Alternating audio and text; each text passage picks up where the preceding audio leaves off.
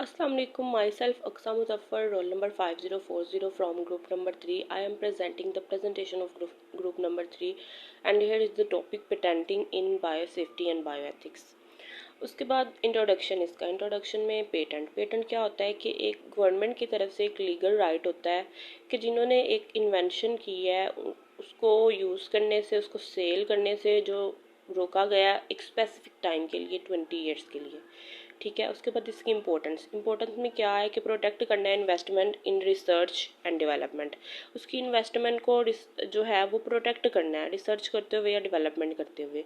उसके बाद कमर्शलाइजेशन को इनेबल करना है जो नोवल ऑर्गेनिज्म है, जीन्स एंड टेक्निक्स है। उसके बाद ethical and biosafety relevance.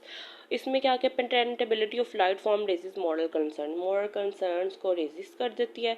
Patent can affect access to life saving technologies जो है वो इसकी एक्सेस है कि ये इफेक्ट करती है जो लाइफ सेविंग टेक्नोलॉजीज़ हैं उनको। उसके बाद हम देखेंगे ऑब्जेक्टिव ऑफ पेटेंट। इसमें क्या होता है कि क्रिएटिविटी ऑफ क्रिएटर जो क्रिएट करता है उसको प्रोटेक्ट किया जाता है। उसके बाद क्या किया जाता है कि जो एक क्रिएटर ने अपनी क्रिएटिविटी क्रिएट की है उसकी जो है वो प्रमोशन की जाए ताकि उसको फर्दर जो है वो एप्रिसिएशन मिले, उसका काम आगे बढ़े और एनीथिंग एल्स। उसके बाद accelerate technology and industrial development और टेक्नोलॉजिकल काम जो है उसको एक्सेलरेट किया जाता है, डेवलपमेंट जो की जाती है। उसके बाद provide exclusive right to invention को एक एक्सक्लूसिव राइट दिया जाए, ठीक है।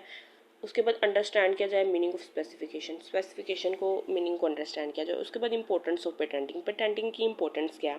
प्रोमोट ट्रांसपेरेंसी को प्रमोट किया जाए। उसके बाद प्रोटेक्ट इंटेलेक्चुअल प्रॉपर्टी, किसी की इंटेलेक्चुअल प्रॉपर्टी को प्रोटेक्ट किया जाए। उसके बाद इनेबल बेनिफिट शेयरिंग, जो बेनिफिट शेयरिंग है उसको इनेबल किया जाए। सेट एथिकल बाउंड्रीज, कुछ एथिकल बाउंड्रीज को सेट कर दिया जाए कि इन बाउंड्रीज में रह के आप ये काम कर सकते हैं और प्रिटेंडिंग जो है वो इन बाउंड्रीज में कोई भी एथिक मतलब ऐसा काम नहीं होना चाहिए कि वो उसकी खिलाफ वर्जी हो या कोई भी जो गवर्नमेंट ने राइट दिया हुआ है उसके बारे में कोई भी इशू हो, ठीक है। Support public health and safety, जो पब्लिक हेल्थ और सेफ्टी को सपोर्ट किया जाए। उसके बाद रेगुलेट एक्सेस टू टेक्नोलॉजी।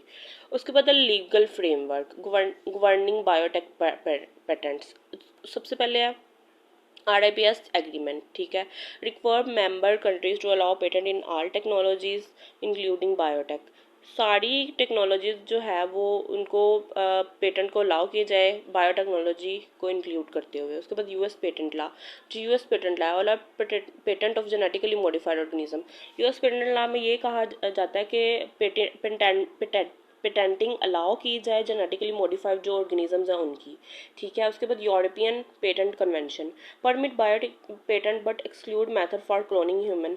जो क्लोनिंग ह्यूमन जो है वो वाला मेथड एक्सक्लूड कर दिया जाए। क्लोनिंग ह्यूमन क्या होता है कि एक आर्टिफिशियली तौर पे ह्यूमन को बनाया जाता है, नॉट नेचुरली।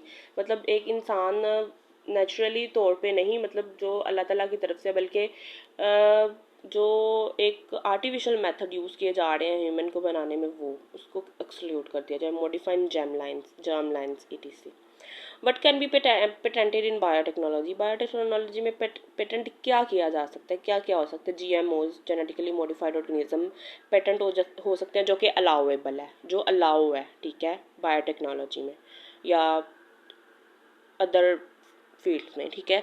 उसके बाद biotechnological method like CRISPR gene editing, CRISPR-Cas9 को यूज़ करते हुए जीन की एडिटिंग की जाती है, ये भी अलाउेबल है, ठीक है। Cell lines, proteins and enzymes ये भी अलाउेबल हैं। उसके बाद जो नॉट